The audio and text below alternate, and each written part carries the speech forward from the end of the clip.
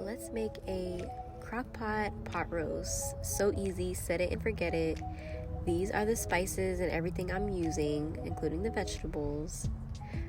So I started off by cutting up my vegetables, and then here I am cleaning the meat off. I usually use vinegar and lime, but I ran out of vinegar, so I just used the lime.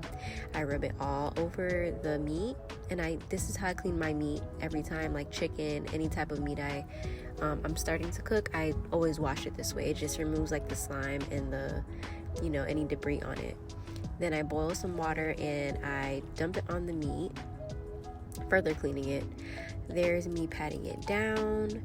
I just put all the spices in one bowl, and then I rub it down on the meat, kind of like a rub a little bit. And I also added a little bit of olive oil to that. Just rubbing the meat down. And then I always like to sear the meat, like before I put it in the pot roast. It just gives it a nice like flavoring. It like infuses it with the flavor basically. So I put it in the crock pot. I add all my veggies. I didn't have any vegetable broth, so I kind of made my own. And then I added more seasoning to the crock pot before adding the broth that I made. Here's me sprinkling that on. And then here's my homemade broth that I made.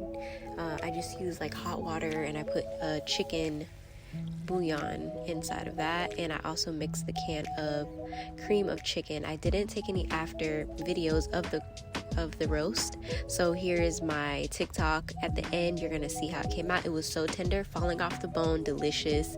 You guys like, comment, subscribe. Let me know if you guys want more of these cooking videos. I got you guys. Homemade mashed potatoes, by the way.